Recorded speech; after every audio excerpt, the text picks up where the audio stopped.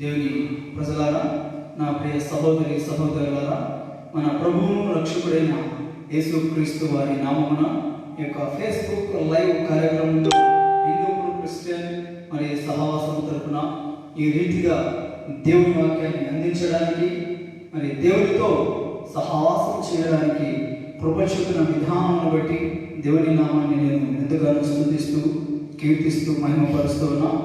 అందరికీ కూడా నా రక్షకుడైన యేసయ్య నామమున శుభములు తెలియజేస్తున్నా.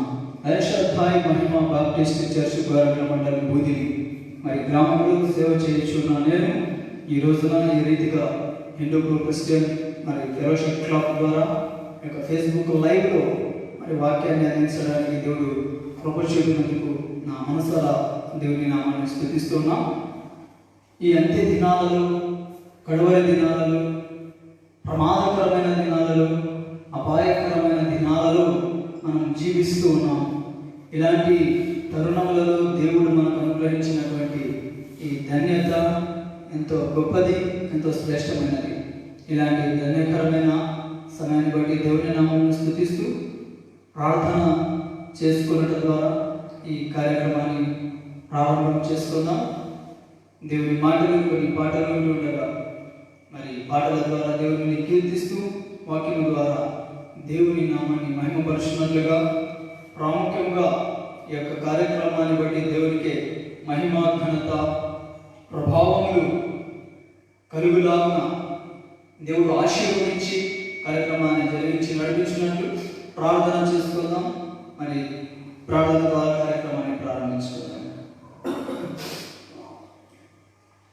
సర్వోన్నతుడా, సర్వశక్తిమంతుడా, సర్వజ్ఞాని, సర్వకృపానిధి నా ప్రియ పరలోకపు తండ్రి, జీవాధిపతివైన నా దేవా, తేజోమయుడమైన నా రాజా, నిన్న నేడు నిరంతరము మారని దేవునిగా నాతో మాతో నిత్యము నివసిస్తూ ఉన్నటువంటి నా పరమ తండ్రి, ఈ పరిశుద్ధమైన శ్రేష్టమైన నామమునకు వందనాలు, స్తుతులు, స్తోత్రాలు చెల్లిస్తూ ఉన్నాను.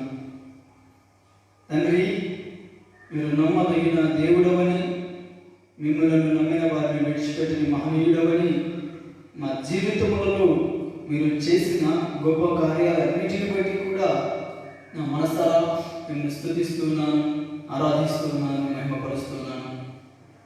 గనులైన వారు గతించగా, ధనమున్న వారు మరణించగా, ఎనదగని వారము, యోగ్యత లేని వారమైన మమ్మలను మీ ఉచితమైన కృప చేత ప్రేమించి శాశ్వతమైన ప్రేమ చేత భద్రపరుస్తూ మీ పిల్లలుగా చేసుకొని సజీవులుగా మమ్మలను ఆశీర్వదించి ఇలా మీతో సహవాసం చేయడానికి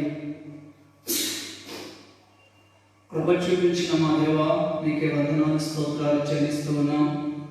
ఈ శ్రేష్టమైన సమయంలో దీనుడమైన నన్ను మీ హస్తాలకు అప్పగిస్తూ ఉంటుండగా మీరు మహిమ, ఘనత, ప్రభావాలు పొందుకోమని మీ ఆత్మశక్తి చేత నన్ను నింపి ఆశీర్వదించి అభిషేకించి మీ నోటి కూరలా వాడుకోమని ప్రార్థిస్తూ పాటలలో మీరే మహిమ పొందమని, వాక్య పరిచర్యలో మీ నామానికి మహిమ, ఘనత, ప్రభావాలు తెచ్చుకోమని వేడుకుంటూ కోరుకుంటూ సమస్తాన్ని మీ స్థలాలు సమర్పించుకుంటూ తండ్రి, శోధించాలనుకుంటున్నా, ఆటంకపరచాలనుకుంటున్నా ప్రతి విధమైన అంధకార శక్తులన్నిటినీ కూడా శీఘ్రంగా అనగదొరికి వాడికి సిగ్గును, అవమానము, అపజయము కలగజేసి కార్యక్రమం అంతటి ద్వారా మీరే మహిమ, ఘనత, ప్రభావాలు పొందుకోమని, ప్రాముఖ్యంగా ఈ యొక్క పరిచర్యలలో భాగంగా సహకరిస్తున్న సహకారులను ప్రేరేపింపబడి ప్రారంభించినటువంటి మీ ప్రియ బిడ్డలను తండ్రి, వాక్యం వింటున్నటువంటి బిడ్డలందరినీ కూడా ఈ రోజున దీవించి ఆశీర్వదించి మీరే మహిమ, ఘనత, ప్రభావాలు పొందుకోమని వేడుకుంటూ నా ప్రియ రక్షకుడైనటువంటి సర్వశక్తి కలిగినటువంటి యేసయ్య పరిశుద్ధమైన నామమున స్తుతించి ప్రార్థిస్తున్నాను తండ్రి. ఆమేన్, ఆమేన్. దేవునికి స్తోత్రం. చిన్నకని పాటలను పాడుకుంటూ దేవుని నామాన్ని మనం స్తుతిస్తూ మహిమపరుద్దాం. మొదటగా స్తుతి పాటలను పాడుకుంటూ దేవుని నామాన్ని మనం మహిమపరుస్తూ గణపరుద్దాం.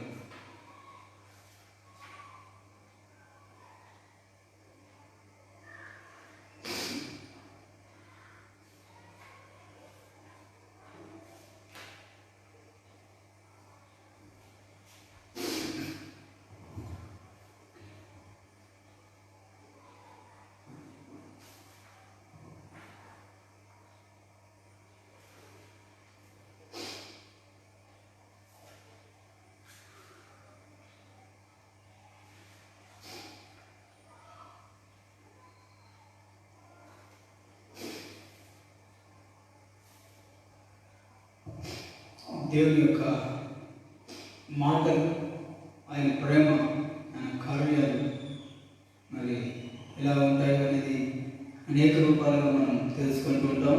ఈరోజు ఒక పాట ద్వారా దేవుని యొక్క ప్రేమ కార్యాలను ఒకసారి తలంచుకుందాం. జుటితే ధారల కన్నా యేసు నామమే మధురం, యేసయ్య సన్నిధినే మరువజాలను.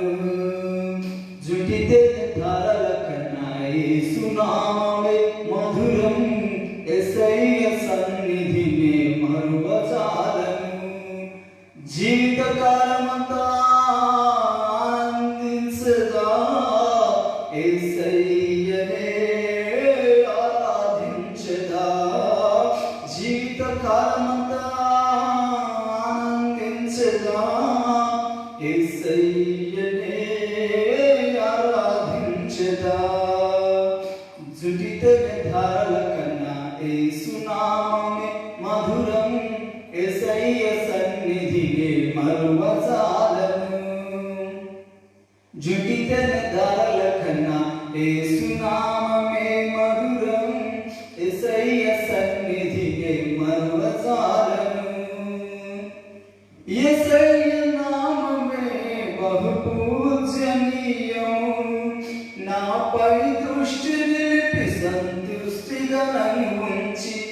యేసయ్య నామమే బహు పూజనీయము, నాపై దృష్టి నిలిపి సంతుష్టిగా నన్ను ఉంచి. నన్నెంతగానో దీవించి జీవజల పూటలతో ఉజ్జీవింపజేసెనే. నన్నెంతగానో దీవించి జీవజల పూటలతో ఉజ్జీవింపజేసెనే. జుటితే ధారల కన్నా యేసు నామమే మధురం, యేసయ్య సన్నిధినే మరువజాలను. యేసయ్య నామమే బలమైన దుర్గము, నా తోడై నిలిచి క్షేమముగా నన్ను దాచి. యేసయ్య నామమే బలమైన దుర్గము, నా తోడై నిలిచి క్షేమముగా నన్ను దాచి. నన్నెంతగానో కరుణించి పవిత్ర లేఖనాలతో ఉత్తేజింపజేసెనే. నన్నెంతగానో దీవించి పవిత్ర లేఖనాలతో ఉత్తేజింపజేసెనే. జుటితే ధారల కన్నా యేసు నామమే మధురం, యేసయ్య సన్నిధినే మరువజాలను. జుటితే ధారల కన్నా యేసు నామమే మధురం, యేసయ్య సన్నిధినే మరువజాలను. యేసయ్య నామమే పరిమళ తైలము, నాలో నివసించి సువాసనగా నన్ను మార్చి. యేసయ్య నామమే పరిమళ తైలము, నాలో నివసించి సువాసనగా నన్ను మార్చి. నన్నెంతగానో ప్రేమించి విజయోత్సవాలతో ఊరేగింపజేసెనే. నన్నెంతగానో ప్రేమించి విజయోత్సవాలతో ఊరేగింపజేసెనే. జుటితే ధారల కన్నా యేసు నామమే మధురం, యేసయ్య సన్నిధినే మరువజాలను. జుటితే ధారల కన్నా యేసు నామమే మధురం, యేసయ్య సన్నిధినే మరువజాలను. జీవితకాలమంతా ఆనందించగా యేసయ్యనే ఆరాధించగా. జీవితకాలమంతా ఆనందించగా యేసయ్యనే ఆరాధించగా. జుటితే ధారల కన్నా యేసు నామమే మధురం, యేసయ్య సన్నిధినే మరువజాలను. జుడితల ధారల కన్నా యేసునామమే మధురం, యేసయ్య సన్నిధినే మరువజాలను. దేవునికి మహిమ కలుగును గాక. Praise the lord.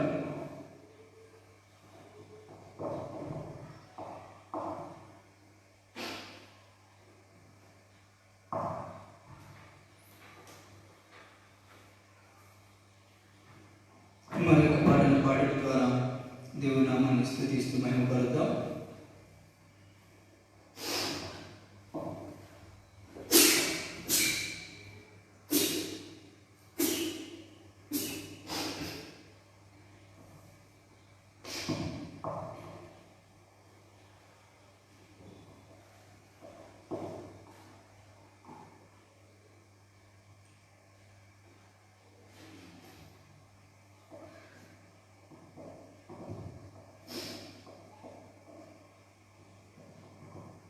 నీ ఉంటే నాకు చాలు యేసయ్యా అనే పాటను పాడుకుంటూ దేవుని నామాన్ని స్తుతిస్తూ మహిమపడతాం.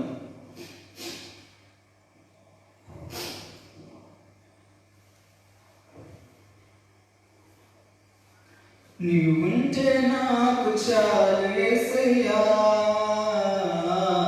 నీ వెంటే నేనుంటాను యేసయ్యా. నీ ఉంటే నాకు చాలు యేసయ్యా, నీ వెంటే నేనుంటాను యేసయ్యా. నీ మాట చాలయ్యా, నీ చూపు చాలయ్యా, నీ తోడు చాలయ్యా, నీ నీడ చాలయ్యా. నీ మాట చాలయ్యా, నీ చూపు చాలయ్యా, నీ తోడు చాలయ్యా, నీ నీడ చాలయ్యా. నీ ఉంటే నాకు చాలు యేసయ్యా, నీ వెంటనే ఉంటాను యేసయ్యా. నీ ఉంటే నాకు చాలు యేసయ్యా, నీ వెంటనే ఉంటాను యేసయ్యా.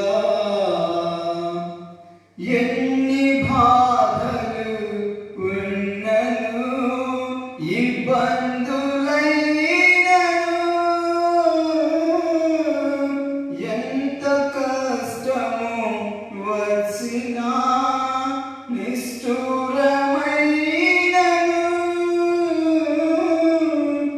ఎన్ని బాధలు ఉన్నను, ఇబ్బందులైనను, ఎంత కష్టము వచ్చినా నిష్ఠూరమే అయినను. నీ మాట చాలయ్యా, నీ చూపు చాలయ్యా, నీ తోడు చాలయ్యా, నీ నీడ చాలయ్యా. నీ మాట చాలయ్యా, నీ చూపు చాలయ్యా, నీ తోడు చాలయ్యా, నీ నీడ చాలయ్యా. నీ ఉంటే నాకు చాలు యేసయ్యా, నీ వెంటనే ఉంటాను యేసయ్యా. బ్రతుకున్నావా పగిలినా, కడలి పాలైనను, అలలు ముంచి వేసిన ఆశలు అనగారినా, బ్రతుకున్నావా పగిలినా, కడలి పాలైనను, అలలు ముంచి వేసిన ఆశలు అనగారినా. నీ మాట చాలయ్యా, నీ చూపు చాలయ్యా, నీ తోడు చాలయ్యా, నీ నీడ చాలయ్యా. నీ మాట చాలయ్యా, నీ చూపు చాలయ్యా, నీ తోడు చాలయ్యా, నీ నీడ చాలయ్యా. నీ ఉంటే నాకు చాలు యేసయ్యా, నీ వెంటే నేనుంటాను యేసయ్యా. నీ ఉంటే నాకు చాలు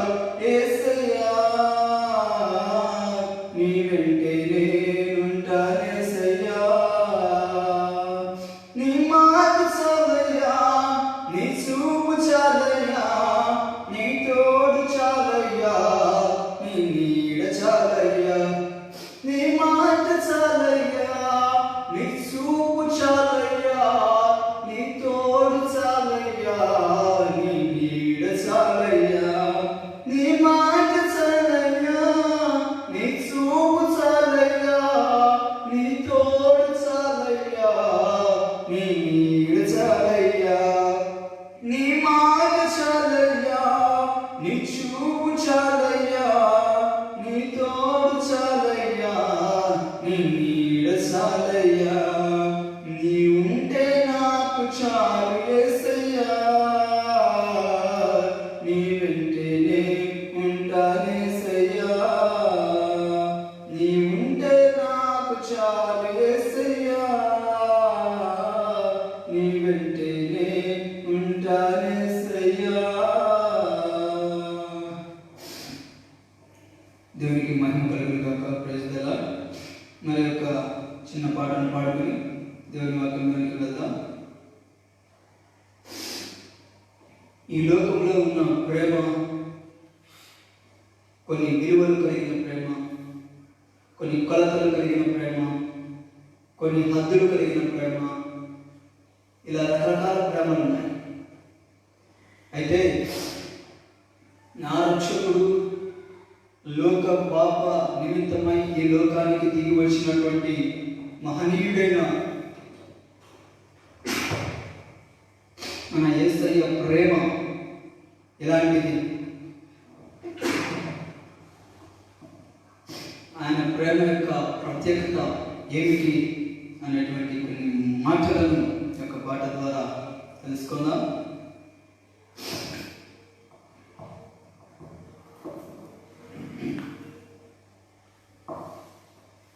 ఊహకు అందని ప్రేమ నా యేసు ప్రేమ, వెలకు అందని ప్రేమ నా యేసు ప్రేమ, ఊహకు అందని ప్రేమ నా యేసు ప్రేమ, వెలకు అందని ప్రేమ నా యేసు ప్రేమ. తరాలెన్ని మారినా, యుగాలెన్ని గడిచినా, తరాలెన్ని మారినా, యుగాలెన్ని గడిచినా, మారనిది యేసు ప్రేమ. ప్రేమ ప్రేమ నా యేసు ప్రేమ, ప్రేమ ప్రేమ నా తండ్రి ప్రేమ, ఊహకు అందని ప్రేమ నా యేసు ప్రేమ, వెలుగు అందని ప్రేమ నా యేసు ప్రేమ.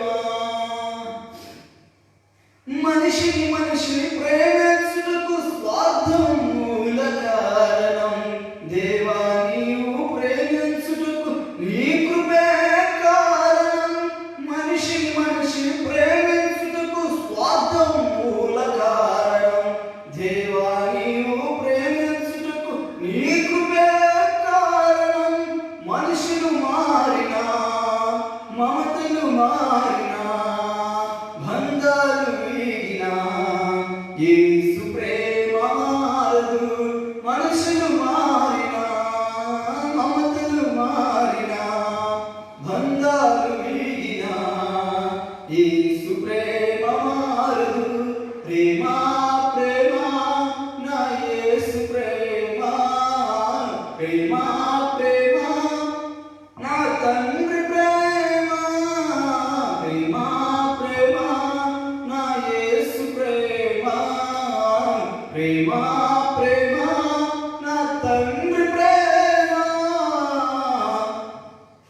ఊహకు అందని ప్రేమ నా యేసు ప్రేమ, వెలుగు అందని ప్రేమ నా తండ్రి ప్రేమ. జీవితమంతా పోరాటం, ఏదో తెలియని ఆరాటం, నిత్యం ప్రేమకై వెతకడం, దొరకకపోతే సంకటం. జీవితమంతా పోరాటం, ఏదో తెలియని ఆరాటం, నిత్యం ప్రేమకై వెతకడం, దొరకకపోతే సంకటం. రాజ్యాలు మారినా, బంధాలు వీగినా,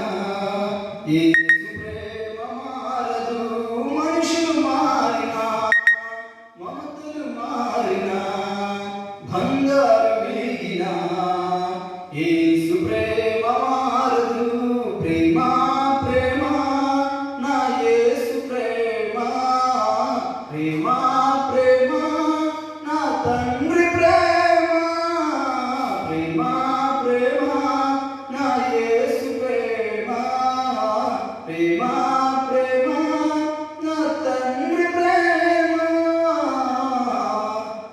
ఊహకు అందని ప్రేమ నా యేసు ప్రేమ వెలకు అందని ప్రేమ నా యేసు ప్రేమ ఊహకు అందని ప్రేమ నా యేసు ప్రేమ వెలకు అందని ప్రేమ నా యేసు ప్రేమ. Praise the Lord. హల్లెలూయా. దేవుని నామానికి మహిమ కలుగును గాక. ఈ యొక్క పాటలన్నిటిని బట్టి దేవునికి మహిమ ఘనత ప్రభావాలు కలగాలని నా మనసారా కోరుకుంటున్నాం. మరి వాక్య ధ్యానంలోనికి మనం వెళ్దాం. కొద్దిసేపు క్లుప్తంగా కొద్దిగా నేను దేవుని వాక్యాన్ని పంచుకోవడానికి ఆశపడుతూ ఉన్నా. దయచేసి మరి వాక్యాన్ని శ్రద్ధగా వినడానికి ఆలకించండి. ఆదికాండము 32వ అధ్యాయము కొన్ని వచనాలను చదువుకుందాం. ఆదికాండం 32వ అధ్యాయం కొన్ని వచనాలను 23వ వచనం నుండి 32వ వచనం వరకు ఉన్న వాక్యాన్ని చదువుకుందాం. ఆదికాండం 32వ అధ్యాయం 23 నుండి 32వ వచనం వరకు ఉన్న వాక్యాన్ని చదువుకుందాం.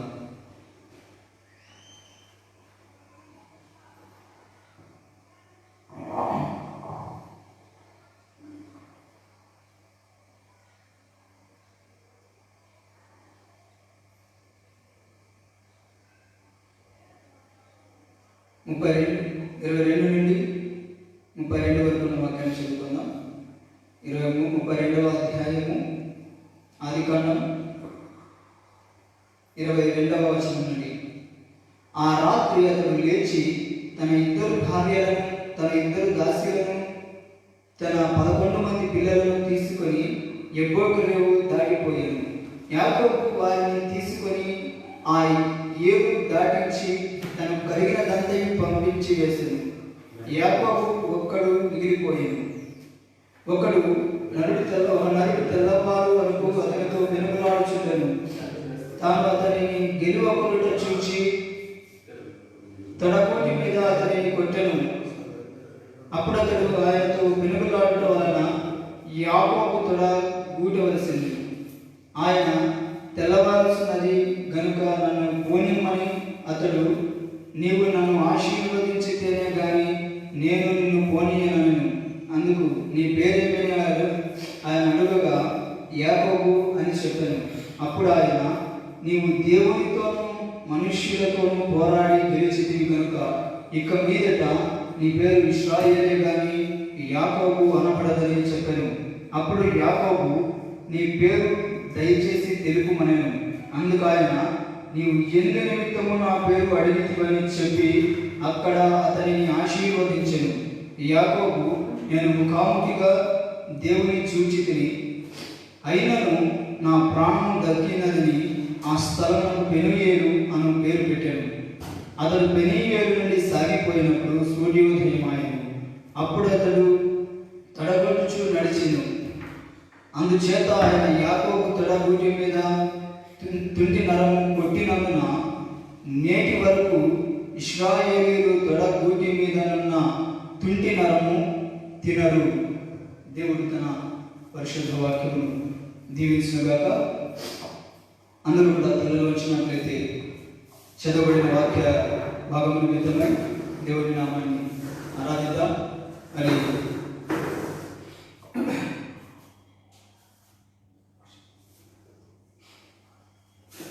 మరి వాక్యంలోనికి వెళ్ళడానికి ముందు కొన్ని పాటల ద్వారా దేవుడి నామమును ఆరాధిస్తూ మహిమ పలుకుతాం. ఈరోజు దేవుడు ఏ రీతిగా మనలను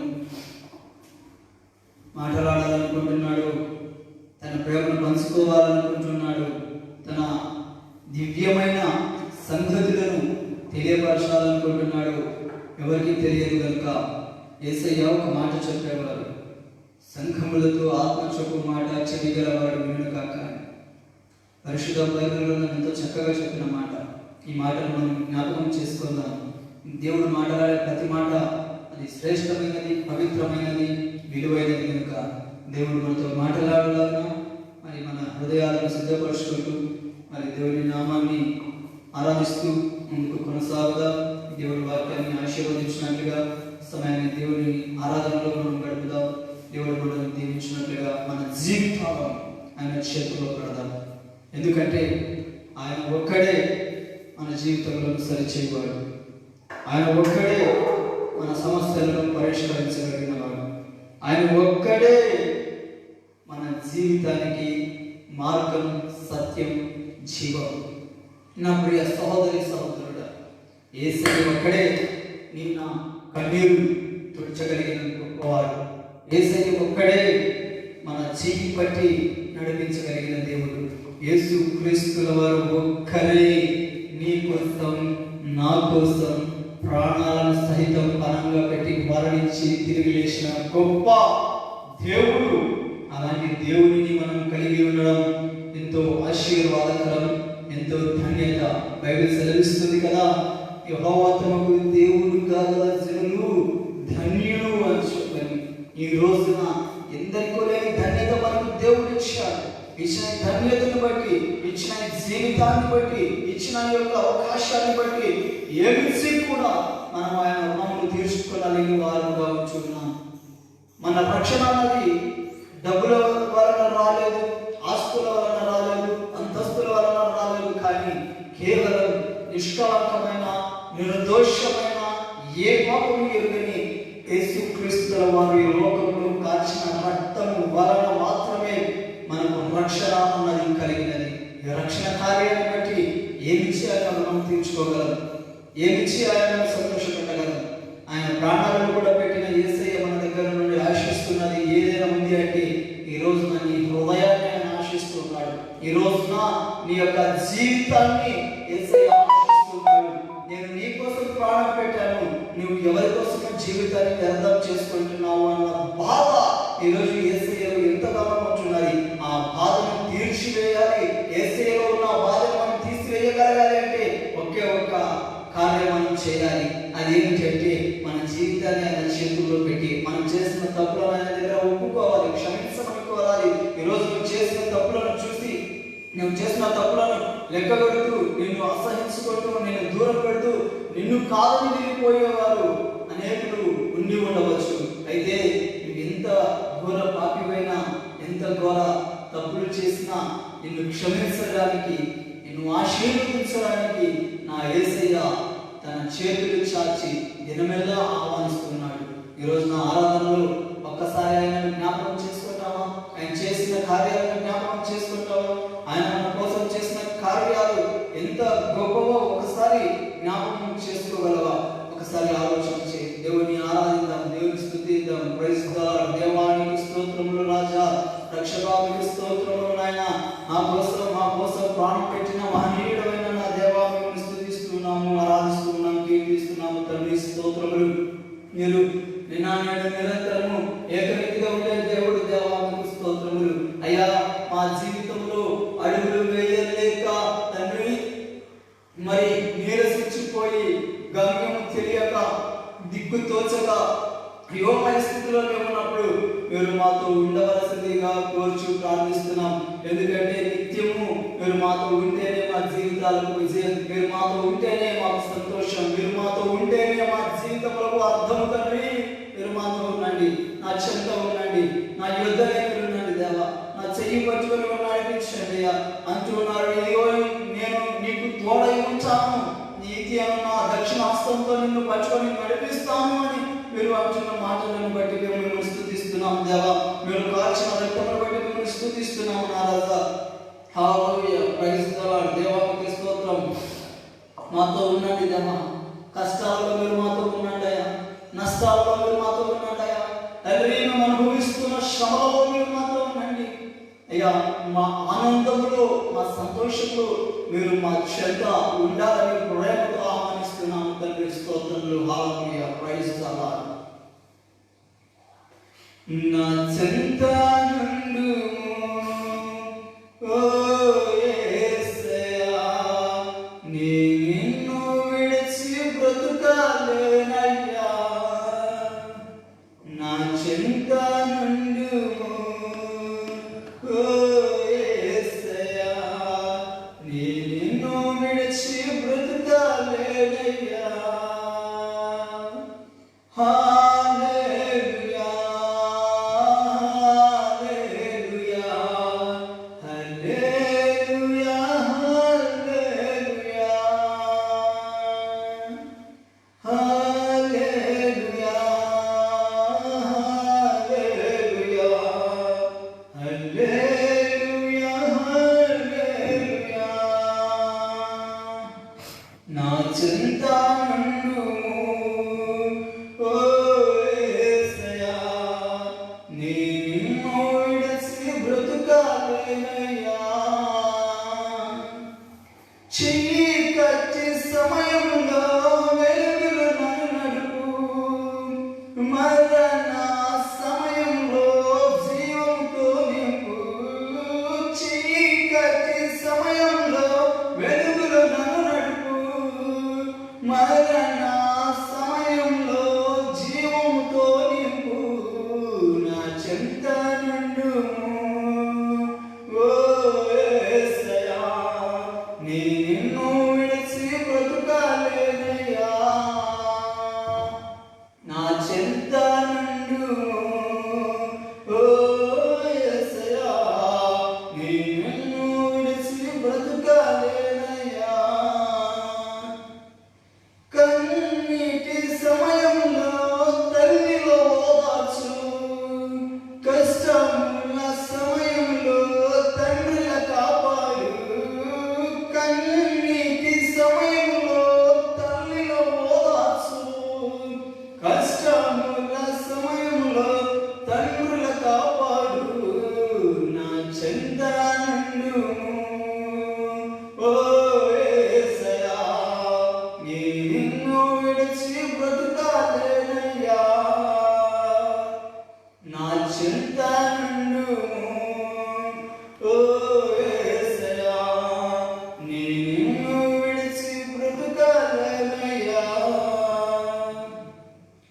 వాక్యం చదివే సమయంలో గురువుల బోధించు, ప్రార్థించే సమయంలో దైవంగా ఆలకించు.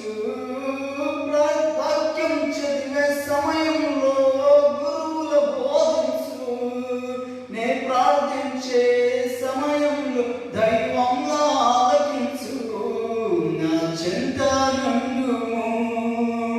ఓ యేసయ్యా, నీ నిన్ను విడిచి బ్రతుకలేనయ్యా. నా చెంత నుండుము. ఓ యేసయ్యా, నీ నిన్ను విడిచి బ్రతుకలేనయ్యా.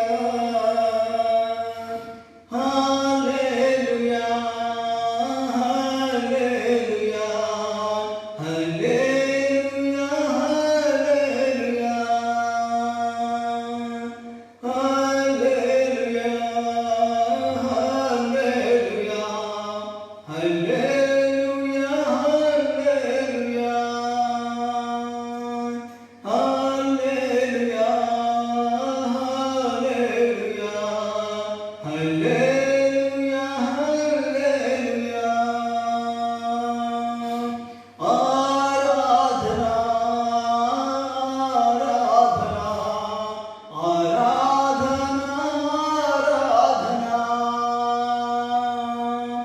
ఆరాధన,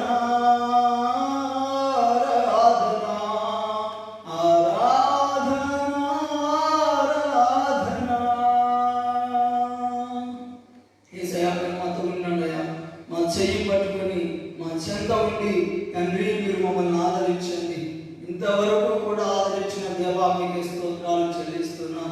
ఇంతవరకు మమ్మల్ని నడిపించిన దేవా మిమ్మల్ని స్తుతిస్తున్నాం. ఎంతగానో మమ్మల్ని ప్రేమించిన దేవా మిమ్మల్ని నా మనసారా వందనములు స్తోత్రములు చెల్లిస్తున్నాం. మిమ్మల్ని మహిమపరుస్తున్నాం, ఘనపరుస్తున్నాం, కీర్తిస్తున్నాం. హల్లెలూయా, హల్లెలూయా, హల్లెలూయా. महिमा नीके प्रभु, घनता नीके प्रभु, महिमा नीके प्रभु,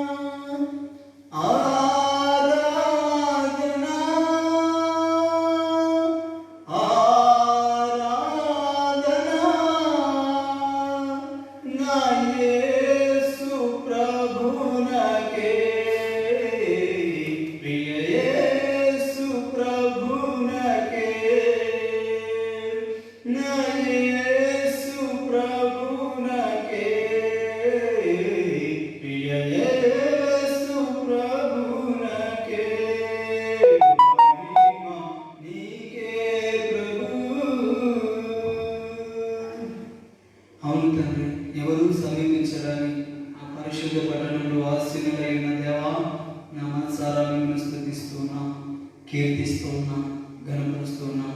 మీ కృపను బట్టి, ప్రేమను బట్టి, మీరు చేసిన మేలులన్నిటిని బట్టి మహిమ, ఘనత, ప్రభావములను ఆరోపిస్తూ తండ్రి మా జీవితములను మీ చేతులకు సమర్పించుకుంటూ మీరే మహిమ, ఘనత, ప్రభావాలు పొందమని చెప్పబోయే వాక్యం ద్వారా మీరే మహిమ పొందమని ఈ స్తుతి ఆరాధన సర్వశక్తి గల యేసయ్య మీ నామమున తండ్రికి సమర్పించుకుంటూ ఈ ఆరాధనను దేవుని పాదములకు సమర్పించుకుంటూ ఈ ఆరాధన ద్వారా దేవుని నామమును యేసు నామమున మహిమపరుస్తున్నాము, ఘనపరుస్తున్నాము, కీర్తిస్తున్నాము. ఈ ఆరాధన ద్వారా నా దేవునికి సంతోషానందాలు కలుగజేస్తున్నాము. తండ్రి మీరే మహిమ, ఘనత, ప్రభావాలు పొందుకోమని ఈ స్తుతి ఆరాధన యేసయ్య ఉన్నతమైన నామమున మీ పాదములకు సమర్పించి ఆరాధించుచున్నాము తండ్రి. ఆమేన్, ఆమేన్.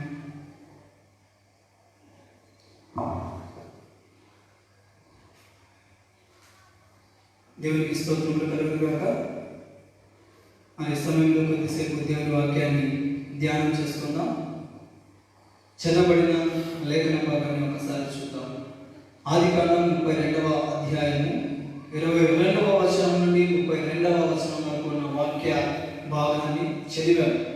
ఇందులో నేను ఎన్నుకున్న వాక్య ధ్యానాంశం ఏమిటంటే, నేను చెప్పాలనుకున్న విషయం ఏమిటంటే, లేదా దేవుడు నాతో మాట్లాడినటువంటి మాట ఏమిటి అంటే దయచేసి గమనించండి. ఒకే ఒక మాట, ఆ మాటను బట్టి మనం ముందున్న సమయాన్ని వాక్యంలో ప్రవేశించాం. 32వ అధ్యాయం ఆదికాండం 24వ వచనం ఒక మాట ఇక్కడ ఉంటున్నది. యాకోబు ఒక్కడు మిగిలిపోయాడు.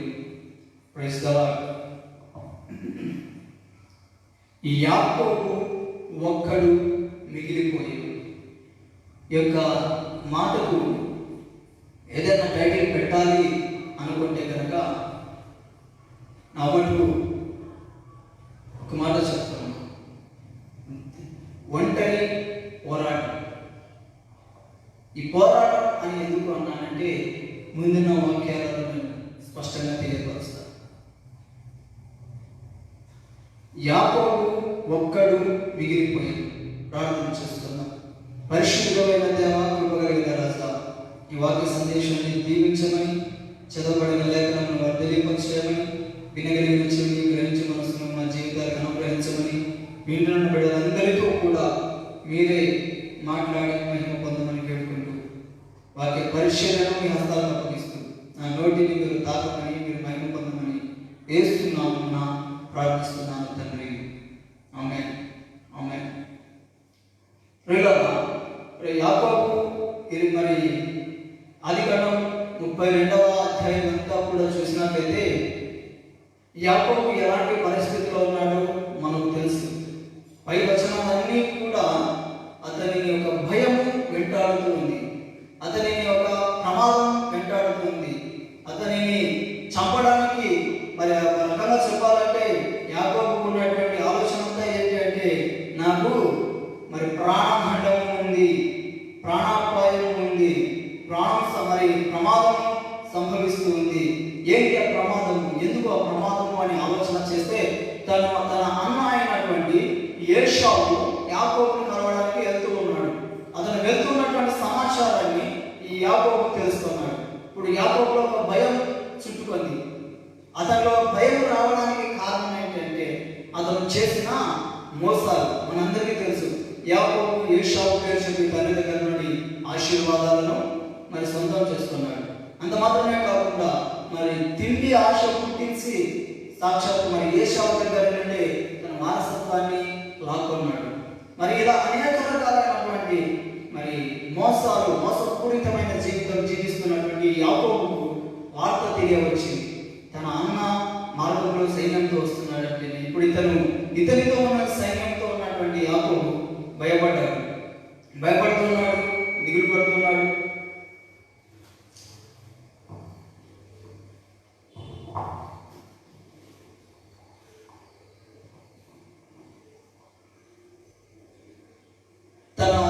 తనకు కలిగిన సమస్తాన్ని కూడా విడిచిపెట్టడానికి కూడా సిద్ధమైపోయాడు.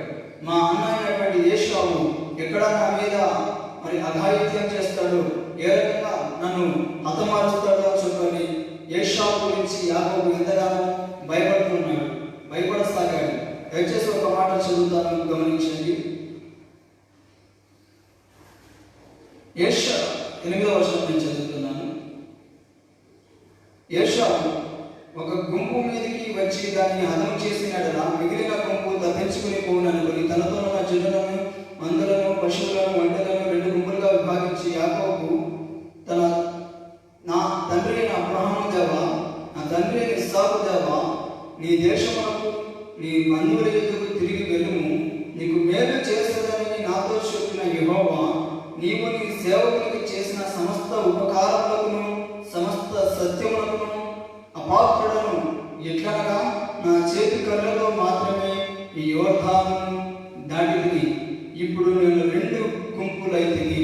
చాలా గమనించండి, ఇక్కడ మరి యాకోబు ఈ మాట ఎందుకు అనగలుగుతూ ఉన్నాడు అంటే, ఒకానొక దినాన దేవుని నామమే మరి దేవుని కార్యాలను ఎరుగబోయే దేవుని కార్యాలను రుచి చూసినటువంటి వ్యక్తిగా మనం చూస్తున్నాం.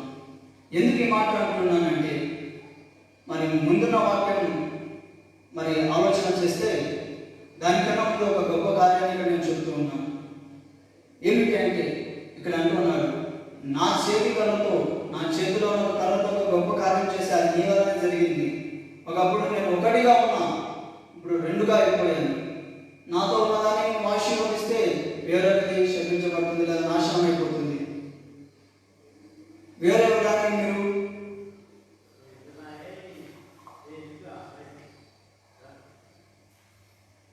ఒకవేళ ఆశీర్వదించగలిగితే నాతో ఉన్నదాన్ని ఆశీర్వదిస్తావు.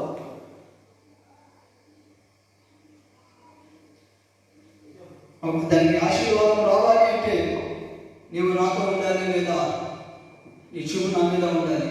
ఆశీర్వదించు, నన్ను దీవించు, కాపాడు అనేటువంటి ఒక మాట ఇక్కడ ఈ రోజున మనం ప్రార్థన చేయగలిగితే, అబ్రహాం దేవా, ఇస్సాకు దేవా, యాకోబు దేవా అని మనం ప్రార్థన చేస్తున్నాం.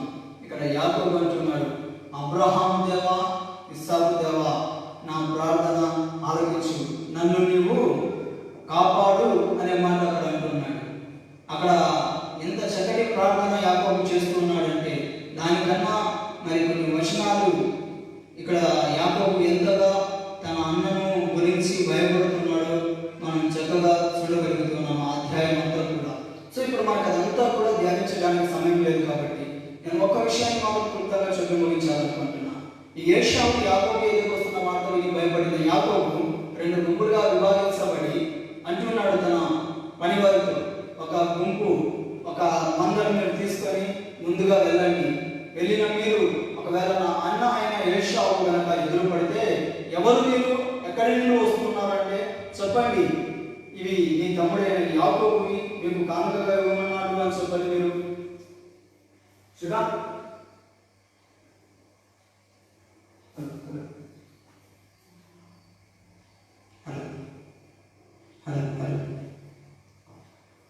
ఇది ఒక కానుక అని చెప్పండి. ఒకవేళ అలాగైనా తన మనసు ఏమైనా నెమ్మదిస్తుందేమో, తను శాంతిస్తాడేమో.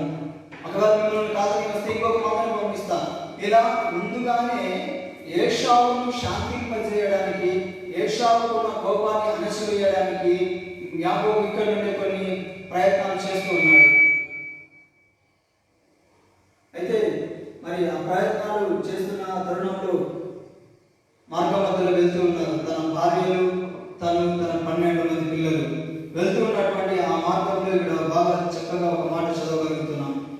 ఆ రాత్రి అతను లేచి తన 2 భార్యలను, తన 2 దాసీలను, తన 11 మంది పిల్లలను తీసుకొని ఎబ్బేకులో దాటిపోయాను. ఇక్కడ తను ముందుగా పంపించిన వారు వెళ్ళిపోయారు. యాకోబు కూడా వెళ్తూ ఉన్నాడు. ఎవరితో వెళ్తున్నాడు? తన భార్యతో, తన పిల్లలతో, తన ఆస్తితో, తన సంపదతో, తను కలిగిన సమస్తంతో వెళ్తూ ఉన్నాడు. అందరితో కలిసి వెళ్తున్న యాకోబు, అందరినీ నడిపించాల్సిన యాకోబు ఇక్కడ చేసిన కార్యం ఏంటో తెలుసా? అతను ఒక్కడే మిగిలిపోయాడు. ఎబ్బేకు రేవులు దాటించిన తరువాత, తన భార్య పిల్లలు వెళ్ళిపోయిన తరువాత యాకోబు తనతో వెళ్ళలేకపోయాడు. ఆ భయం ఏంటో, మరి తన ఆలోచనలు ఏంటో కానీ అక్కడ ఒక్కడే మిగిలిపోయాడు. ఒక్కడే మిగిలిపోయాడు. బాగా గమనించండి. అప్పుడు భయపడిన యాకోబు అంతమందిని పంపించి ఇంకెంత భయపడి ఉండాలి? ఒకవేళ ఒక ధైర్యం అనేది ఉండి ఉండవచ్చు. అరే ఇంతమంది ఉన్నారు కదా, ఎవరైనా నా మీద అటాక్ చేయడానికి వస్తే, ఎవరైనా నన్ను కొట్టడానికి వస్తే, ఎవరైనా నా మీద మరి ప్రయత్నాలు చేస్తే నన్ను తప్పించడానికి ఇంతమంది ఉన్నారు. లేదా ఒక అడవి మృగము, ఏదైనా ఒక జంతువు నన్ను చంపడానికి వస్తే నాతో పాటు ఇంతమంది ఉన్నారు కదా అని ధైర్యంగా ఉండాల్సిన యాకోబు పై దర్శనాలలో భయపడ్డాడు. ఇక్కడికి వచ్చేసరికి అందరినీ పంపించి ఒక్కడే మిగిలిపోయాడు. ఆడ తను ఎందుకు ఆగిపోయాడో కానీ అక్కడే ప్రారంభమైందని తన జీవితానికి ఆశీర్వాదం, తన జీవితంలో గొప్ప కార్యాలు. తను వాళ్ళతో భయపడి వెళ్ళిపోయింటే ఏం జరిగిందో మనకైతే తెలియదు, కానీ అతను ఒక్కడే ఆగిపోయాడు. ఈరోజు ఒక్కడే అన్న మాటతో నేను మీకు వాక్యాన్ని అందించుకున్నాను. యాకోబు ఎలా వెళ్ళిపోయాడండి? తను ఒక్కడే మిగిలిపోయాడు. ఫ్రెండ్స్ లేరు, బంధువులు లేరు, ఇరుగు పొరుగు వారు లేరు, ఎవరూ లేరు. యాకోబు ఒక్కడే మిగిలిపోయాడు. He is alone. తను ఒంటరిగా ఉన్నాడు.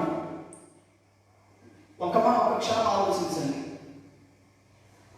ఒకవేళ యాకోబు ఒక్కడే ఆగిపోయి తన పిల్లలను తన భార్యలను పంపించిన తర్వాత ఒకవేళ వారికి ఏమైనా సందేహం వచ్చిందేమో, అరే వాళ్ళ అన్న రాకముందే ఎక్కడైనా యాకోబు ఆత్మహత్య చేసుకుంటాడేమో, లేదా ప్రాణాలు పోగొట్టుకుంటాడేమో, ఏదైనా అఘాయిత్యం చేసుకుంటాడేమో, ఎందుకు ఒకరిని వదిలి వెళ్ళాలి అని ఆలోచన చేసి వెళ్ళి ఉండవచ్చు. కానీ వారు అలా చేయలేదు. వాళ్ళంతకు వాళ్ళు వెళ్ళిపోయారు. యాకోబు ఒక్కడే అయిపోయాడు. మన విషయాల్లో కూడా ఆలోచన చేస్తే ఇంటిలో ఎవరైనా ఒకరిని పెట్టిపోవాలి అంటే ఎంతగానో భయపడతారు. ఏం చేసుకుంటారు, ఎలా చేసుకుంటారు, ఏమవుతుందో తెలియని భయం. ఇక ఒంటరి జీవితం అన్నది చాలా ప్రమాదకరమైనది, చాలా భయంకరమైనదండి. ఒక్కరే ఉన్నారు అంటే ఇక చాలా చాలా చాలా చాలా ప్రమాదకరమైనది. ఒక చక్కటి మాట చెప్పుకునేవాడు, 10 మందిలో ఉన్నప్పుడు మన నోటిని అదుపులో పెట్టుకోవాలంట. 4 గోడల మధ్య ఒంటరిగా ఉన్నప్పుడు మన తలంపులను, మన మనసుని కంట్రోల్లో పెట్టుకోవాలంట. ఎందుకు ఈ మాట చెప్తూ ఉన్నానంటే, ఒక మనిషి ఒంటరిగా ఉన్నాడు అంటే, లోన్లీగా ఫీల్ అవుతూ ఉన్నాడు అంటే అది చాలా చాలా ఘోరమైన జీవితంగా నేను భావిస్తున్నాను. ఎందుకంటారా? ఎందుకు ఈ ఒంటరితనం? చాలా మంది అంటూ ఉంటారు, అందరూ ఉన్నా ఎవరు లేని వాడిని నేను చెప్పాను, అందరూ ఉన్నా నేను ఎవరు లేని దాన్ని. ఎందుకు అంటున్నానంటే, నీ మాటను బట్టి, నీ ప్రవర్తనను బట్టి, నీ ఉన్న విధానాన్ని బట్టి, నీకున్న స్వభావాన్ని బట్టి నీ దగ్గరకు రావాల్సిన వాళ్ళు కూడా ఏమవుతున్నారు? నిన్ను విడిచి వెళ్ళిపోతూ ఉన్నారు. నా ఇంట్లో నన్ను ఎవరు మాట్లాడండి, నన్ను ఎవరు పట్టించుకోరండి, నేను ఒక్కనే ఉంటాను, నా పనులు నేను చేసుకుంటాను అంటే దానికి కారణం ఏంటో ఒకసారి ఆలోచించు. వాళ్ళు నిన్ను ఒంటరిగా విడిచిపెట్టడానికి కారణం నీ ప్రవర్తన, నీ మాట తీరు అనేది ఒకసారి ఆలోచన చేయి. సో ఈ రోజున ఒంటరి జీవితం జీవిస్తున్నా మనం ఎలా గడుపుతున్నా? ఇక వేరే రకంగా చెప్పాలంటే, ఒంటరిగా ఉన్న వాళ్ళ జీవితాలు 99% సాతానుతో సహవాసం చేసేటువంటి జీవితాలే. ఎందుకు ఈ మాట అంటున్నానంటే, ఒంటరిగా బతుకుతున్న వాళ్ళు, ఒంటరిగా ఉన్న వాళ్ళు, ఎవరైనా ఒంటరిగా ఉన్నారంటే వాళ్ళ జీవితాలలో మొట్టమొదట, లేదా ఆ ఒంటరి సమయంలో మొట్టమొదట వాళ్ళను పలకరించేది, వాళ్ళను మాట్లాడించేది, వాళ్ళ మనసును కంట్రోల్ చేసేది, వాళ్ళ ఆలోచనలను నడిపింపజేసేది ఎవరు అంటే ఒక్క సాతాను గాడి. వాడొక్కడే ఏదైనా చేయాలి, వెతుకుతూ ఉంటాడు. ఎవరు ఒంటరిగా దొరుకుతారా పడేద్దామా అని చెప్పాను. ఒకరోజు ఒక సంఘటన జరిగింది. మాకు తెలిసిన అబ్బాయి ఆదివారం ఆ రోజున అందరూ చర్చికి వెళ్ళారు. వాళ్ళ అమ్మ వాళ్ళు ఏదో పెళ్లి ఉందని ఊరు వెళ్ళారు. తను ఒక్కడే ఉన్నాడు. చర్చికి రావాల్సిన అబ్బాయి రాలేదు. సరే, మేము ప్రేరణ అయిపోయింది. 4 గంటల సమయంలో ఏదో పనిపడే ఆ మార్గంలో వెళ్తూ ఉన్నాడంటే ఎందుకు రాలేదు అడుగుదామని పోతే ఫుల్ టెన్షన్లో ఉన్నాడు, భయపడుతూ ఉన్నాడు. అసలు టెన్షన్లో ఉన్నాడు. ఏం టెన్షన్, ఎందుకు ఏమైంది అని చెప్పని అడిగితే అబ్బాయి అన్నాడు, ఏంటి అబ్బాయి బ్రదర్ చర్చికి రాలేకపోయారు, ఎందుకు రాలేదు అంటే తను అన్నాడు,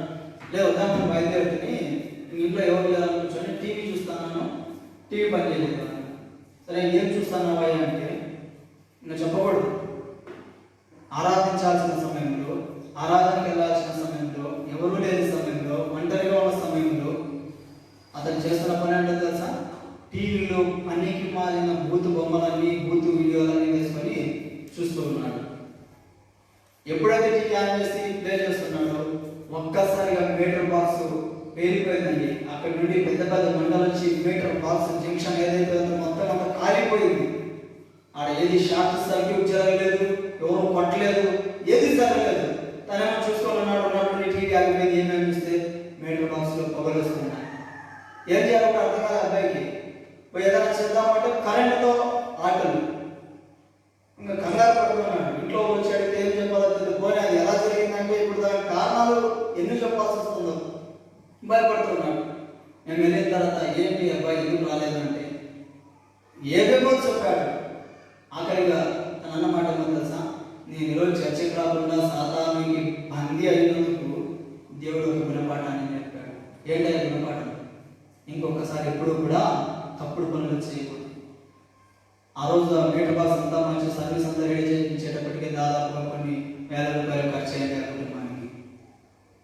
గమనించండి, మనం ఎంతలే, ఎవరు చూస్తారులే, ఏమవుతుందిలే అని గనక ధీమాగా అడుగు ముందుకు వేస్తే దాని తర్వాత చాలా ప్రమాదాలుగా మనము పడవలసి వస్తుంది. ఒంటరిగా ఉన్నప్పుడు పాపపు ఆలోచనలు నిన్ను వేధిస్తున్నాయా? కామపు కోరికలు నిన్ను రెచ్చగొడుతున్నాయా? వ్యభిచార తలంపులు నిన్ను ప్రేరేపిస్తున్నాయా? నీవు ఒంటరిగా ఉన్నప్పుడు ఆత్మహత్య ఆలోచనలు నిన్ను ప్రేరేపిస్తున్నాయా? ఒక్కసారి ఆలోచించు.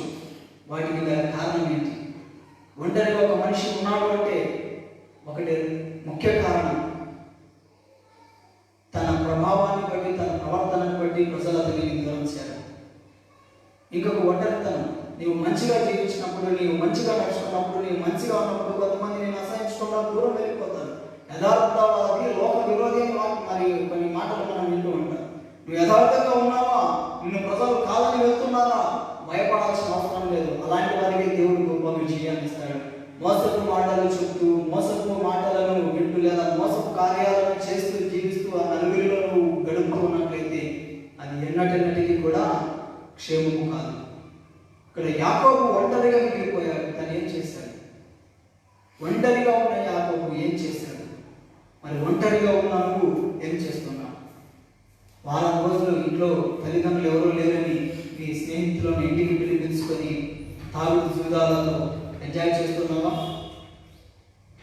ఇంట్లో ఎవరు లేరని అమ్మాయిలను పిలిపించుకొని జల్సా చేస్తున్నావా? ఎవరు లేరని నీ ఇష్టానుసారంగా నీవు జీవిస్తున్నావా? నా ప్రియ సహోదరి సహోదరుడా, ఈరోజు నువ్వు చేసే పని ఎవరు చూడాలనుకోవచ్చు, కానీ నా యేసయ్య అతని కన్నులారా చూస్తూ ఉన్నాడు. అది ఎలా చూస్తున్నాడో తెలుసా? తాను ఆకాశంలో నుండి, తన సింహాసనం మీద నుండి భూలోకానంతటిని కూడా ఆయన చూస్తూ ఉన్నాడు అని వాక్యం సెలవిస్తుంది. ఈ రోజున నీ బాధ ఏంటో నా యేసయ్య చూస్తున్నాడు. నువ్వు చేస్తున్న పాపం ఏంటో నా యేసయ్య చూస్తున్నాడు. చాలా వరకు నాకు ఒక చిన్న అలవాటు ఉందండి. ఆ మాట చెప్పని మరి నేను ప్రార్థన చేసుకోవాలన్నా, వాక్యం చదవాలన్నా, లేదా కాస్త దేవునితో సమయం గడపాలనుకున్నా నాకు ఒక అలవాటు. ఏ డిస్టర్బెన్స్ వచ్చినా, ఇలాంటి చప్పుళ్ళు వినిపిస్తున్నా కాన్సన్ట్రేషన్ చేయలేరు, దేవునితో సహవాసం చేయలేరు. ఇంట్లో ఎవరైనా ఉన్నారంటే జస్ట్ నేను బైబిల్ చదువుకొని పక్కన పెట్టేస్తాను. కానీ పూర్తిగా దేవునితో ఇన్వాల్వ్ అవి, దేవునితో నేను సహవాసం చేయాలంటే ఇంట్లో ఎవరు లేరు అంటే తలుపులన్నీ తీసుకొని ఆ క్షణము, ఆ గడియ, ఆ రోజు ఎంత ఆనందిస్తుంటానో దేవునితో గట్టిగా పాటలు పెట్టుకొని. అంటే నాకు ఒంటరిగా నా దేవునితో సహవాసం గడపాలి, ఒంటరి జీవితం యేసయ్యతో ఆనందించాలి. ఈరోజు నువ్వు ఒంటరిగా ఉన్నప్పుడు వేటికి సమయాన్ని కేటాయిస్తున్నావు? నువ్వు ఒంటరిగా ఉన్నప్పుడు ఎవరికి సమయాన్ని కేటాయిస్తున్నావు? నువ్వు ఒంటరిగా ఉన్నప్పుడు ఏ రకమైనటువంటి సహవాసాన్ని నీవు కలిగి ఉంటున్నావు? ఒకసారి ఆలోచించి, నాకున్న ఆలోచన, నాకున్న ఆశ, నాకున్న కోరిక, నాకున్నటువంటి అలవాటు, నేను ఒంటరిగా ఉన్నానంటే కాసేపు దేవునితో మరి సహవాసం చేయడానికి ఆశపడతాను. ఈ రోజున యాకోబు చేసిన కొన్ని కార్యాలను జ్ఞాపకం చేసుకున్నాను. ఆ మాటను నేను మరొకసారి చదువుతున్నాను. యాకోబు ఒక్కరు మిగిలిపోయాను, ఒక నరుడు తెల్లవారు వరకు అతనితో వెనుగులాడాడు. మొదటి విషయాన్ని నేను చెప్తున్నాను. ఒంటరిగా ఉన్నప్పుడు జరిగిన మొదటి కార్యం, ఒక నరుడంట అతనితో పోరాడుతూ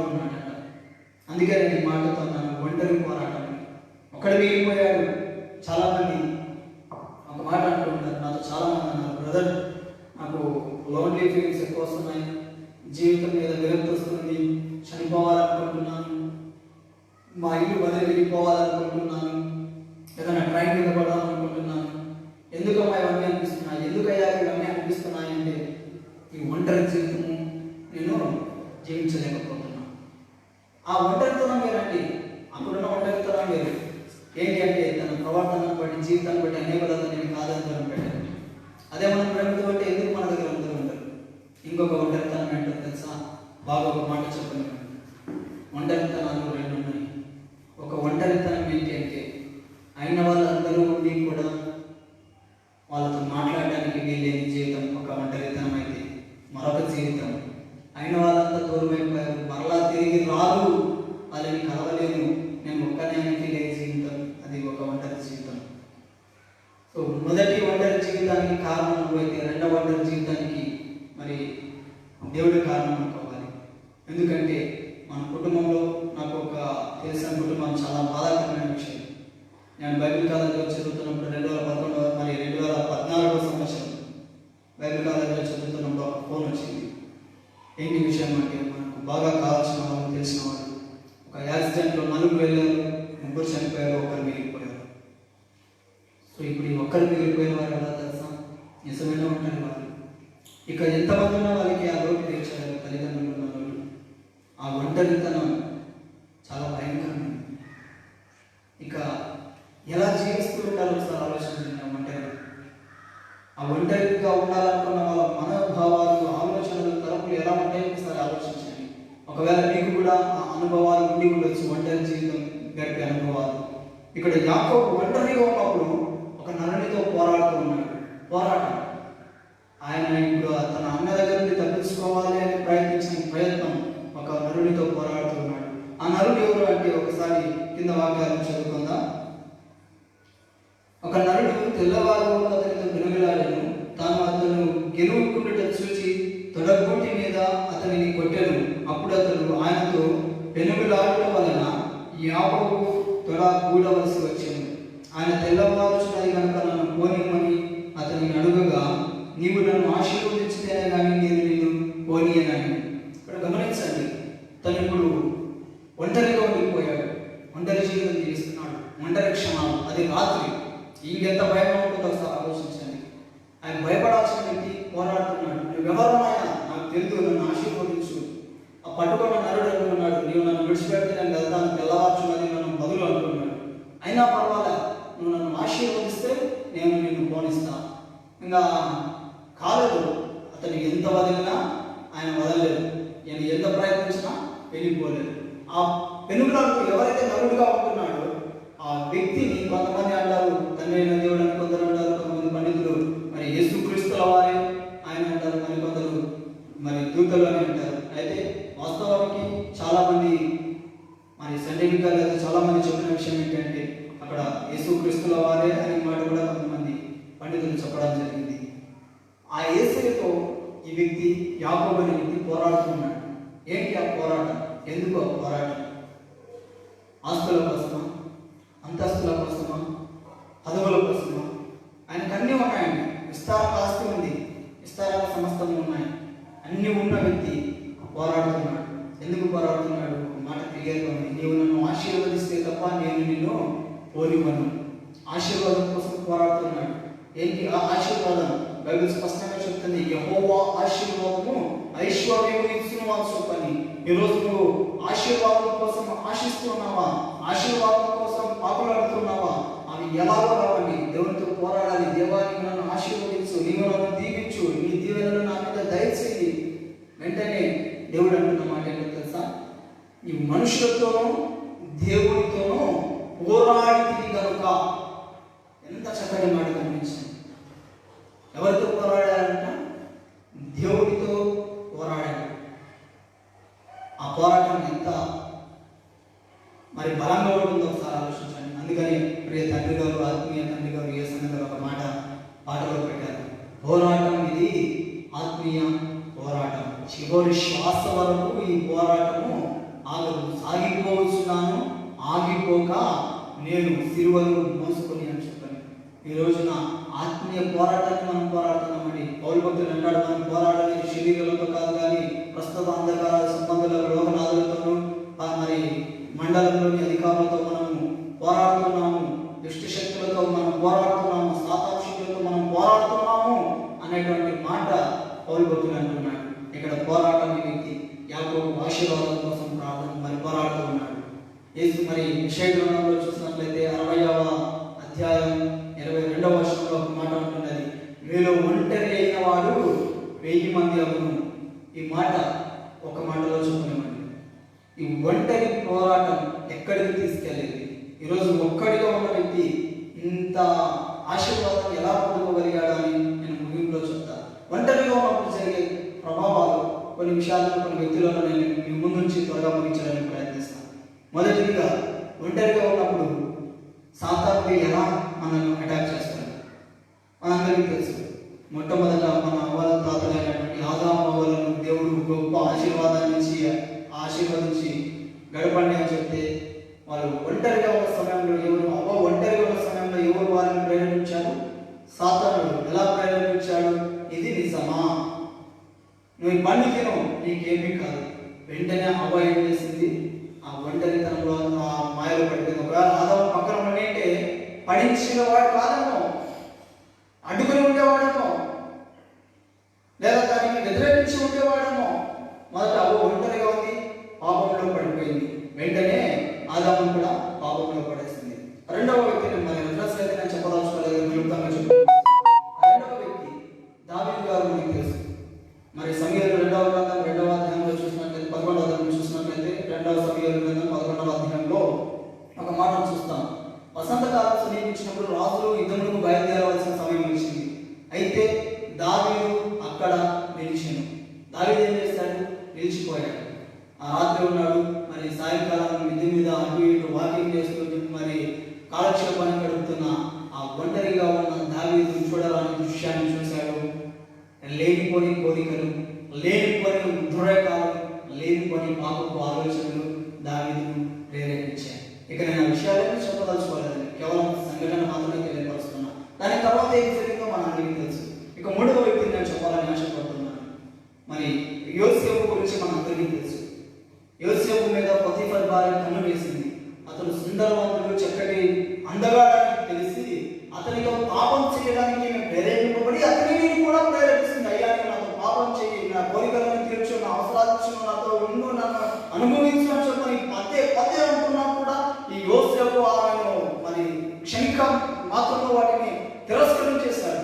ఆమె కోరికలను తిరస్కరించేశాడు. ఆమె మాటను ఏమాత్రం చెవిన పెట్టుకోకుండా నీకు నేను అలాంటి వాడిని కాదు, నాకు నా యజమానుడు అన్నిటి మీద అధికారం ఇచ్చాడు, నీ మీద అధికారం ఇవ్వలేదు, నా దేవుడికి యజమానునికి నేను ద్రోహం చేయదలుచుకోలేదు, నేను చేయను చెప్పని ఆమె దగ్గర నుండి పారిపోయే ప్రయత్నం చేశాడు. అయితే ఎవరు లేని సమయం చూసుకొని అబ్బాయి మీద కాదండి, ఒక అమ్మాయి అబ్బాయి మీద హత్య ప్రయత్నం చేయసాగింది, ఒక రేప్ అటెంప్ట్ చేయసాగింది.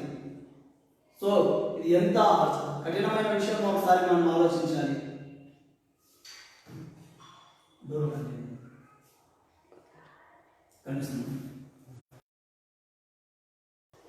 సో ఒంటరిగా ఉన్న అబ్బాయిని ఈ అమ్మాయి బలాత్కారం చేయసాగింది. ఇవన్నీ కూడా ఎందుకు చెప్తున్నానంటే, ఒంటరిగా ఉన్నప్పుడు సాతానుడు నిన్ను ప్రేరేపిస్తాడు. ఒంటరి జీవితం జీవిస్తున్నప్పుడు నీ జీవితాన్ని పాడు చేయడానికి సాతానుడు అవకాశాన్ని ఉపయోగించుకుంటాడు. ఇవి ఇలా ఉంటే ఒక ఇద్దరిని మాత్రం నేను పరిచయం చేస్తాను. ఒంటరిగా ఉన్నప్పుడు పాపంలో పడిపోయి నష్టపోయిన వారు ఏదైతే ఒంటరిగా ఉన్నప్పుడు దేవుని చిత్తానికి అనుకూలంగా జీవించి ఆనందించి ఆశీర్వదింపబడిన వారు కూడా లేకపోలేదు. వాళ్ళలో నేను ఒక వ్యక్తి గురించి మీకు చెప్పాలని ఆశపడుతున్నాను. దానియేలు 10వ అధ్యాయం మరి 6వ వచనం నుండి 11వ వచనం వరకు చూసినట్లయితే 11వ వచనంలో ఒక మాట నేను చెప్పగలుగుతున్నాను. 11వ వచనం దానియేలు గ్రంథము 10వ అధ్యాయం 6వ వచనం 11వ వచనం. దర్యావేషు రాజు ఒక సమస్యలో ఉన్నాడు, ఒక ఇబ్బందిలో ఉన్నాడు. ఇబ్బందిలో ఉండి తను రాజ్య పరిపాలన గురించి ఇబ్బంది పడుతున్నప్పుడు దానియేలు ఒంటరిగా ఉన్నప్పుడు అంట దేవుని దర్శనాన్ని చూశాడు అని ఉంటుంది 11వ వచనంలో. మరి 10వ అధ్యాయం 11వ వచనం. దానియేలు ఒంటరిగా ఉన్నప్పుడు దేవుని దర్శనాన్ని చూశాడు. మరి అంత మాత్రమే కాకుండా 6వ అధ్యాయంలోకి వచ్చేసరికి దానియేలు మరి దర్యావేషు నియమించిన ఒక కట్టడ, ఏ రాజు ఏ దేవుని ఎవరు మొక్కకూడదని చెప్తే దానియేలు 3 పూటలా యథావిధిగా తన దేవుడిని స్తుతిస్తూ మహిమపరుస్తూ ఆరాధిస్తుండేవాడంట. అది తెలిసినటువంటి రాజు అందరినీ మరి ఆ యొక్క భటులను పంపించి దానియేలును సింహాల బోనులో వేశారు. సింహాల బోనులో ఎవరు ఉన్నారని? ఒక్క దానియేలు ఉన్నాడు. ఒంటరిగా ఉన్నాడు, భయపడిపోలే. అతనితో పాటు ప్రాణం తీసే మృగాలు ఉన్నాయి, కానీ తనతో మాట్లాడేవారు ఎవరు లేరు. ఒంటరిగా ఉన్నాడు. ఆ ఒంటరితనంలో యేసును ఆరాధించాడు, స్తుతించాడు, మహిమపరిచాడు, ఘనపరిచాడు, అతనితో సహవాసం చేసాగాడు. అందుకనే మరి ఈ దానియేలును దేవుడు అంతగా ఆశీర్వదించాడు. ఒంటరిగా సింహాల మధ్య ఉన్న దానియేలును ఆశీర్వదించిన దేవుడు రాజ్యంలో సమస్య వచ్చినప్పుడు ఒంటరిగా ఉన్నప్పుడు దేవుడి దర్శనాన్ని చూశాడు. ఒకసారి ఆలోచించండి నా ప్రియ సహోదరి సహోదరులారా, దేవుని ఆశీర్వాదాలు, దేవుని దర్శనాలు, దేవుని దీవెనలు కావాలి అని నువ్వు ఆశపడుతున్నావా? అలాంటి ఆశ నీలో ఉన్నట్లయితే ఒకసారి దానియేలును గుర్తు తెచ్చుకో. నేను దానియేలులో ఉండాలి అనే ఒక ఆలోచన నీలో పెట్టుకో. మరి ఒకవేళ ఒంటరిగా ఉన్నామంటే నీలో ఏదైనా పాపపు ప్రయోజనాలు, పాపపు తలంపులు, పాపపు ఆలోచనలు వస్తున్నాయంటే అవి నీ పతనానికి, నీ నాశనానికి కారణము అని నువ్వు గ్రహించు ఒకసారి. సో అలాంటి సందర్భాలు ఒకసారి ఆలోచన చేసి నీ జీవితాన్ని దేవుడి చేతుల్లో పెట్టు. ఇదే మంచి అవకాశం, ఇదే నీకు అనుకూలమైన సమయం. దేవుడు అంటున్నాడు, నేను నీతో ఉన్నాను అని. ఎప్పుడు అంటాడో తెలుసా? నీవు యేసయ్యా నువ్వు నాతో రా అని అన్నప్పుడు ఆయన నీతో ఉంటాడు. ఎప్పుడైతే యేసయ్యను పక్కన పెడతావో అప్పుడు సాతానుడు నువ్వు పిలవకున్నా కూడా నీ జీవితంలోకి వచ్చి నిన్ను నాశనం చేస్తాడు, నిన్ను అపవిత్రపరుస్తాడు, నిన్ను పాపంలో నేస్తాడు. సో ఈ నలుగురిని చూసుకున్నాం. పాపంలో పడిపోయిన వ్యక్తులు ముగ్గురిని, అదేవిధంగా ఒంటరిగా ఉండి కూడా దేవునికి అనుకూలంగా జీవించిన వ్యక్తులను. సో యాకోబు దేవునితో పోరాడాడు. ఆ పోరాటం ఏం చేసిందో తెలుసా అండి? అంతవరకు దేవుడు అంటున్నాడు, నీ పేరు ఏంటయ్యా అంటే యాకోబు. అంటే నీ పేరు యాకోబు కాదు, ఇక మీదట ఇశ్రాయేలే అని చెప్పండి. ఈరోజు ఒక వ్యక్తి పేరును దేనికి పెట్టబడిందని? ఒక దేశానికి పెట్టబడింది. ప్రపంచంలో ఏ దేశానికి కూడా వ్యక్తుల పేర్లు పెట్టినట్లుగా లేవు, కానీ ఈ యాకోబు పేరు ఇశ్రాయేలుగా మార్చబడిన తర్వాత ఆ వ్యక్తి పేరే దేవుడు ఎన్నుకున్న దేశానికి పెట్టబడింది. మరి 60వ అధ్యాయంలో ఒక మాట చూస్తున్నాను, మీలో ఒంటరి అయిన వాడు 1000 మంది అవుతాడు, ఎన్నిక లేని వాడు బలమైన జనం అవుతాడు అని చెప్పని. ఈరోజు ఎన్నిక లేని వ్యక్తి, మరి బలహీనుడైన వ్యక్తి, ఒంటరిగా ఉన్న వ్యక్తి ఒంటరి పోరాటం వలన దేశానికి, మరి ప్రపంచానికే మరి తలమానికంగా నిలిచిపోయాడు. మనం ప్రార్థన చేసేటప్పుడు అబ్రహాము, ఇస్సాకు, యాకోబు దేవా అని దేవునితో పాటు ఈయన పేరును గుర్తు చేస్తూ ఇతని దేవునిగా మనం దేవుని ఆరాధించడానికి దేవుడు ఆశీర్వదించాడు. నిజంగానే ఆయన అడిగింది ఆశీర్వాదం, ఏ మాత్రం కాదనకుండా ఆ మెండైన ఆశీర్వాదాలను దేవుడు అనుగ్రహించేశాడు. ఈరోజు నీ జీవితంలో ఆశీర్వాదం కావాలనుకుంటున్నావా? ఒంటరి జీవితం ఎలా జీవిస్తున్నావు? ఒంటరిగా ఎలా ఉంది? సాధారణకి అవకాశం ఇస్తున్నావా? దేవుడికి అవకాశం ఇస్తున్నావా? ఒక్కసారి నీ ఒంటరి సమయంలో ఒంటరి జీవితంలో యేసే చేతిలో కనుక నీ చేయి పెట్టినట్లయితే దేవుడు నిన్ను ఆశీర్వదించడానికి సిద్ధంగా ఉన్నాడు. దేవుడు మిమ్మల్ని దీవించిన కాక ప్రార్థన చేస్తున్నాను. తలలోంచి కళ్ళు మూసి ప్రార్థన చేస్తున్నాను. పరిశుద్ధుడైన దేవా, మీకు వందనాలు స్తోత్రం చెల్లిస్తున్నాం. దీవించండి, కృప చూపించండి దేవా. మా జీవితాలను మీరు ఆశీర్వదించండి ప్రభువా. యాకోబు ఒంటరిగా ఉన్నప్పుడు తను తప్పుడు నిర్ణయాలు తీసుకోలేదు, తప్పుడు ఆలోచనలు చేయలేదు, తప్పుడు జీవితాన్ని జీవించలేదు. కానీ ఒంటరిగా ఉన్నప్పుడు తండ్రి మీకు ఇష్టమైన జీవితాన్ని జీవించాడు. ఒంటరిగా ఉన్నప్పుడు మీరు మరి అంగీకరించే జీవితాన్ని జీవించాడు దేవా. మరి దానియేలు కూడా ఒంటరిగా ఉన్నప్పుడు మీ దర్శనాన్ని చూడగలిగాడు. మమ్మల్ని కూడా అలా దీవించి ఆశీర్వదించండి దేవా.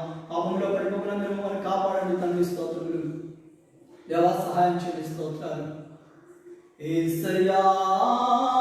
ఆ దానియేలులాగునా నన్ను జీవింపజేయవా యేసయ్యా. ఆ దానియేలులాగునా నన్ను జీవింపజేయవా. పరిశుద్ధ జీవితం, మేలిమి సాక్ష్యము, స్థిరమైన విశ్వాసము. పరిశుద్ధ జీవితం, మేలిమి సాక్ష్యము, స్థిరమైన విశ్వాసము. యేసయ్యా. ఆ దానియేలులాగునా నన్ను జీవింపచేయవా యేసయ్యా. ఆ దానియేలులాగునా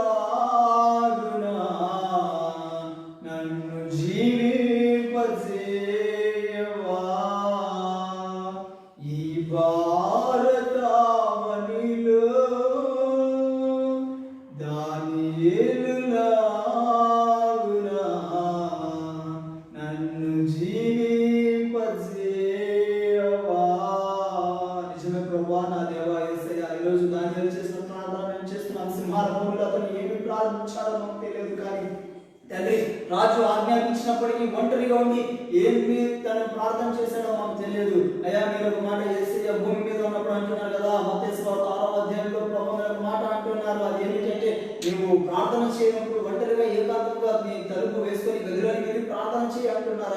అయ్యా ఒంటరి జీవితం జీవించేటప్పుడు ఒంటరిగా ఉన్నప్పుడు సాతానునికి చోటు ఇవ్వగా, సాతానునికి అవకాశం ఇచ్చి జీవితాన్ని పాడు చేసుకోకుండా మా ఒంటరి జీవితాన్ని నీ చేతిలో పెట్టి అయ్యా ప్రభు యాకోబు ఒంటరిగా పోరాడాడు. ప్రపంచవ్యాప్తంగా ఈ రోజు దాన్ని మరి యాకోబుని గుర్తు తెచ్చుకుంటున్నారు. అంత మాత్రమే కాకుండా ఒక దేశానికి ఈ యాకోబు పేరును మీరు పెట్టారు ప్రభువా. తండ్రి ఈ యొక్క పేరును బట్టి మిమ్మల్ని స్తుతిస్తున్నాం. యాకోబు లాంటి జీవితం మాకు దయచేయండి అయ్యా. ఒంటరి జీవితం మీతో గడిపే సమయం, దేవా ఒంటరి జీవితం మరి మేము ఆనందించే సమయం అయ్యా. ఒంటరి సమయాలలో మిమ్మల్ని గుర్తు తెచ్చుకొని మీపై ఆధారపడి జీవించే భాగ్యం మాకు దయచేయండి. ఎందుకంటే ఎవరి మనసు ఎత్తి యెహోవాను ఆనుకుంటుందో వారిని పూర్ణ శాంతికరంగా చేస్తా అని మేము వాక్యం సెలవిస్తుందయ్యా. మా జీవితాలకు శాంతి సమాధానం కావాలంటే మా జీవితాన్ని మీ చేతుల్లో పెట్టాలి ప్రభా. మరి యాకోబు పోరాడాడు తండ్రి, గొప్ప ఆశీర్వాదాన్ని అనుభవించాడు అయ్యా. అంత మాత్రమే కాకుండా దానియేలు కూడా సింహాలతో పోరాటం చేశాడు, రాజ్యంతో పోరాటం చేశాడు తండ్రి. ఆ పోరాటం వల్ల అతనికి మీ దర్శనాలను చూపించారు. మేము కూడా దానియేలు లాంటి యాకోబు లాంటి జీవితం జీవించి మిమ్మల్ని మహిమపరిచే భాగ్యం దయచేయండి. ఏ కులమునైనా తండ్రి మాలో హవ్వ కానీ లేదా ఆదాము కానీ దావీదు మరి కలిగిన ప్రేరేపణ కానీ పాపానికి మార్గం కానీ అయ్యా, అదేవిధంగా పొతిఫర్ భార్యకు కలిగిన అలాంటి పాపపు ఆలోచనలు, పాపపు జీవితం, సాతానుడు కలుగజేసే మార్గాలు ఏవైతే ఉన్నాయో అవన్నీ నుండి మీరు మమ్మల్ని తప్పించమని ప్రార్థిస్తూ ఈ లోక యాత్రలో మీ కొరకు సాక్షిగా మమ్మల్ని నిలబెట్టుకోవడమని దీవించమని పెట్టుకుంటూ మీ యొక్క ఫేస్బుక్ లైవ్ కార్యక్రమాన్ని మీరు దీవించమని దేవాలయానికి అన్ని రకాల ఎంతో భారంతో ఆశ కలిగి ప్రార్థనాపూర్వకంగా ప్రారంభింపబడి నడిపిస్తున్నటువంటి మీ ప్రియ దాసులు, ప్రియ సహోదరులైనటువంటి మరి విక్టర్ కొరకు ప్రార్థిస్తున్నాను. విక్టర్ ఆండ్రూస్ అన్నను దీవించండి, ఆయన పరిచర్యలను ఆశీర్వదించండి. ఈ దినాలలో అన్ని దినాలలో అయ్యా అనేకులకు వాక్యం అందించాలనే ప్రేరేపణతో తను ప్రారంభించిన ఈ పరిచర్యను మీరు ఆశీర్వదించి అందరూ అభివృద్ధి పరిచి మీరే మహిమానంతా ప్రభావాలు పొందుకోమని ప్రార్థిస్తూ మరి వాక్యాన్ని బిడ్డలను దీవించమని, ఈ మందిరాన్ని సంఘ బిడ్డలందరినీ మీ కృపలో దీవించమని వేడుకుంటూ కోరుకోండి. వాక్య పరిచర్యలో మీరే మహిమానంతా ప్రభావాలు పొందమని నజరేయుడైన యేసు నామమున ప్రార్థించి వేడుకుంటున్నాము తండ్రి. ఆమేన్, ఆమేన్. తండ్రి కుమార పరిశుద్ధాత్మ త్రియేక దేవుని దీవెనలు సదాకాలం ఆయనను ప్రేమించే వారిని, ఆయన కృపలో ఎదుగుతున్న వారిని, వాక్యాన్ని వింటున్న ప్రతి ఒక్కరికి ఇప్పుడే ముఖ్యంగా యొక్క ఫేస్బుక్ క్రిస్టియన్ లైవ్ మరి క్రిస్టియన్ ఫెలోషిప్ సంబంధించి హిందూ క్రిస్టియన్ ఫెలోషిప్ మరి ఫేస్బుక్ లైవ్ కార్యక్రమాన్ని నడిపిస్తున్నటువంటి సహోదరు సహోదరులందరికీ కూడా ఇప్పుడే సదాకాలం తోడని నడిపించి కాపాడదు గాక. ఆమేన్.